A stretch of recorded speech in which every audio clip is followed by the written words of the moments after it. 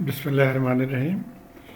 ये video chapter 1 से है फ्रॉम मिस्टर चैपमैन्स बुक, और इसमें प्राइमरीली मैं कोशिश करूँगा आपको एक्सप्लेन करने की कि मीन पाथ लेंथ कैसे कैलकुलेट करते हैं। तो अगर तो सर्किट सिंपल है, यानी इसके डायमेंशंस या विड्थ आप कह लें विड्थ सेम हो, जैसे यहाँ पे देखिए 10 सेंटीमीटर है और इधर भी 10 सेंटीमीटर है, यहाँ से देखेंगे यहाँ पे भी है 10 सेंटीमीटर, तो चारों साइडों पे सेम डायमेंशन है।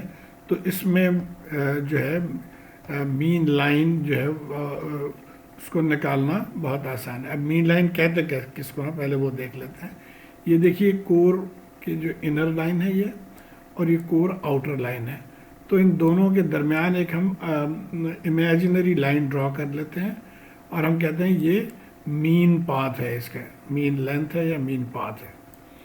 अब ये आप यहाँ से आसानी से देख सकते हैं कि इसकी लेंथ कितनी है, या आप चाहें तो इसको इस तरह से लाइन खींच लें। ये रेड लाइन जो है ये ऊपर वाले लाइन को शो कर रहे हैं यहाँ पे। तो अब यहाँ क्या होगा, आप ये देखिए 10 है टोटल यहाँ से यहाँ तक, उसके हाफ को हम ले रहे हैं तो ये 5 आ जाएगा। तो हमने यहाँ 5 लिख लिया। फिर 20 है और इस साइड से भी 5 है, तो 5 तो L1 या लेंथ 1 जो है वो 25 हो जाएगा। और इसी तरह लेंथ 2 जो है वो भी 25।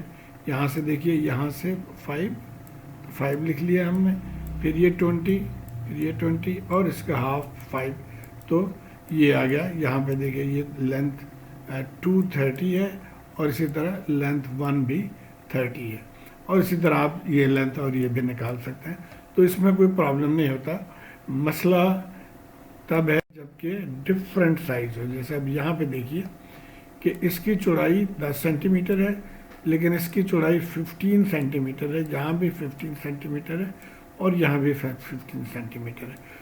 तो यहाँ पे प्रॉब्लम जो है वो आएगा, हमें इसको एहतियात करना है। अब मैंने जो पहले गलती, मेरी एक वीडियो मैंने बनाई है, उसमें जो गलती की मैं ये कर रहा था कि मैं इसको सेपरेट कर लिए थे। इस पोर्शन को मैंने कहा हम इसको अलहदा कर दें क्योंकि इसकी चौड़ाई 10 सेंटीमीटर है, और फिर इस लेंथ को मैं कह रहा था कि ये L1 लेंथ है, जो कि यहाँ पे हमने इस तरह से लिख लिया, और इस पूरे लेंथ को मैं कह रहा था कि ये L2 लेंथ है यहाँ तक। और इससे जो मैंने सवाल सॉल्व किया तो ये आंसर है इसका, जो रिलक्टेंस है R1 और R2 उसकी वैल्यू ये है। लेकिन ये एक्चुअल जो आंसर है उससे फ़र्क है। ये एक्चुअल आंसर ये है 1.43 2.76, हमारा 1.75 और 2.54 है। तो जाहिर है ये गलत था। एक और भी मैंने अटैम्प्ट की थी, और वो इस तरह से कि अगर हम सिर्फ बीच वाले इस वाले को निकाल लें, हम इस वाले को निकाल लें, तो अब ये देखिए ये पूरा 15 सेंटीमीटर का ये एरिया आ जाएगा। और इस तरह से फिर ये L1 इसको मैंने कहा था, और यहाँ से लेके ऐसे, और ये इस पूरे लेंथ को मैंने L2 कहा था। और वो जब हमने कैलकुलेट किया और उससे R1 निकाला तो वो भी ज़ाहिर है गलत निकला, जो एक्चुअल आंसर है। और इसको मुझे मेरे एक स्टूडेंट ने एक्चुअली पॉइंट आउट किया था, तो फिर मैंने इस पर गौर किया तो पता चला कि वाकई ये मैंने गलत निकाला है। इसका जो सही तरीका है वो कुछ अगले वीडियो इस पर स्लाइड पे हम देखते हैं। जो चीज़ जहन में रखने वाली बात है वो ये है कि जब हम R1 या R2 निकालते हैं तो L1 के साथ उसके corresponding area of cross section जो है वो भी यूज़ करते हैं R1 या R2 निकालने के लिए। तो length and area of cross sections are related for finding reluctance. तो अब मैं जो कर रहा था, मैं जैसे अब यहाँ पे देखिए ये लाइन बेसिकली इस एरिया ऑफ क्रॉस सेक्शन के लिए, यानी ये एरिया ऑफ क्रॉस सेक्शन 15/10 है, इसके डेप्थ 10 है, ये देखिए डेप्थ 10 है। तो 15/10 डेप्थ के लिए ये है, जिसको मैं 10/10 वाले पोर्शन पे मैं लेके आ जा रहा था। ये 10/10 में मैंने इसको भी यूज़ कर लिया था और इसको भी यूज़ कर लिया था, तो जाहिर है वो गलत हो गया। इसी तरह यहाँ पे मैं क्या गलती की थी कि ये जो लाइन है जो कि वर्टिकल होना चाहिए या 10 वाले के साथ होना चाहिए, उसको मैंने 15/10 क्रॉस सेक्शन एरिया में शामिल कर लिया था, तो ये भी गलत है। तो ये चीज़ जहन में रखना है जब हम लेंथ कैलकुलेट कर रहे हैं कि जो एरिया ऑफ क्रॉस सेक्शन जो रेलिवेंट है उसी के हिसाब से हमने इसको कैलकुलेट करना है। तो आसान तरीका अब इसका ये होगा कि आप जहाँ पे भी चेंज है, अब ये देखिए ये 10 सेंटीमीटर है और ये 15 सेंटीमीटर है, तो इसके बीच में एक क्रॉस मैंने लगा दिया, ये लाइन इसको मैंने ड्रॉ कर दी है बीच में से, डायगोनल लाइन, और यहाँ पे भी डायगोनल लाइन ड्रॉ कर लिए। अब चाहें तो आप इसको यहीं से निकालना है लेंथ, ये लेंथ अब हमारा हो जाएगा L1, और ये लेंथ यहाँ से लेके ये लेंथ जो है ये है L2, और इसको चाहें तो आप सेपरेट करके भी आप देख सकते हैं।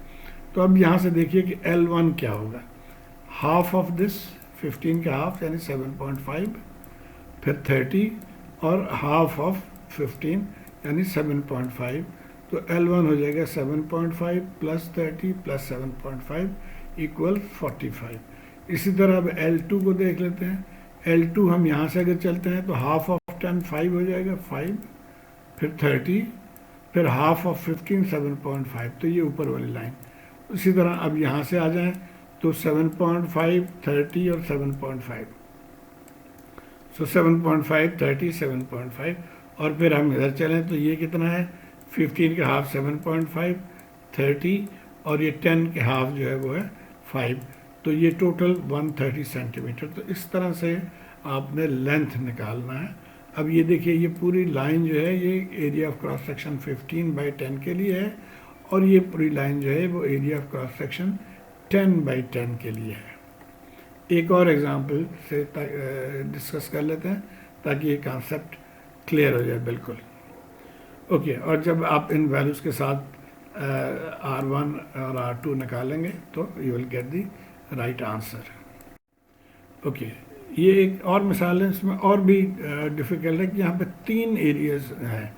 ये देखिए ये 5 सेंटीमीटर इसकी विड्थ है, इसकी विड्थ जो है वो 10 सेंटीमीटर है, और ऊपर और नीचे विड्थ जो है वो 15 सेंटीमीटर है। तो इसका मतलब है ये 3 लेंथ हमें कंसिडर करना होगा। कौन कौन से, ये देखिए अब यहाँ पे भी वही मैंने किया कि डायगोनल ड्रॉ कर लिए लाइंस, और इस वाले विड्थ के लिए अब हमने, अच्छा यहाँ पे वो मिड लाइन नहीं है तो हमने पहले मिड लाइन जो है वो इमेजिनरी लाइन हमने यहाँ पे ड्रॉ करना, तो ये हमने मिड लाइन भी ड्रॉ कर लिया। अब इस लाइन की डायमेंशन हमें एक्चुअली चाहिए, तो अब आप अगर यहाँ से देखेंगे राइट हैंड साइड वाली पे तो क्या होगा, हाफ ऑफ 15 है ये, फिर ये 15 है, और फिर ये भी हाफ ऑफ 15 है। तो यानी अगर हम इसको L1 कहते हैं तो L1 हो जाएगा 7.5 यहाँ से यहाँ तक, फिर 15, फिर 7.5, तो ये L1 हो गया 30।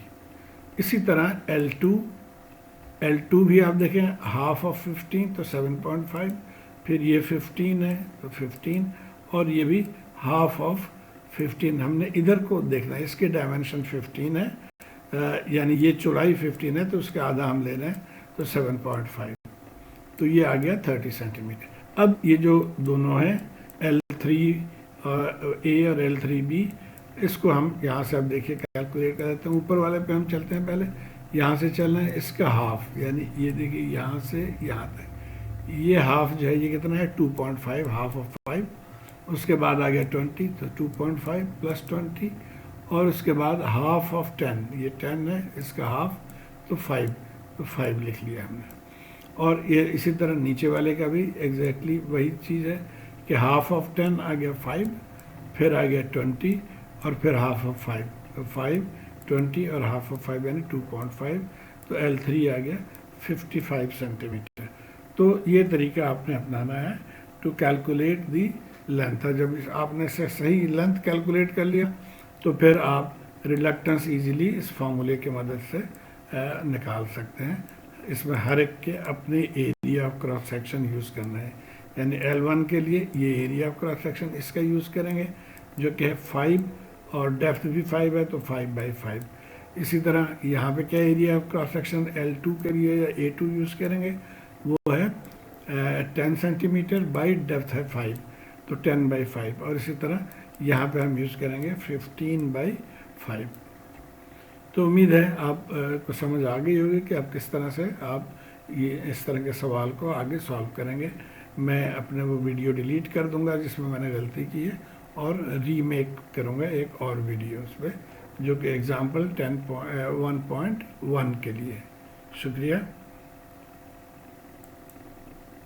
और ये जो मेरी गलती पॉइंट आउट की थी, स्टूडेंट है, ये इसका नाम है नक्सवेंग चॉय, तो मैं उसका शुक्रगुजार हूँ।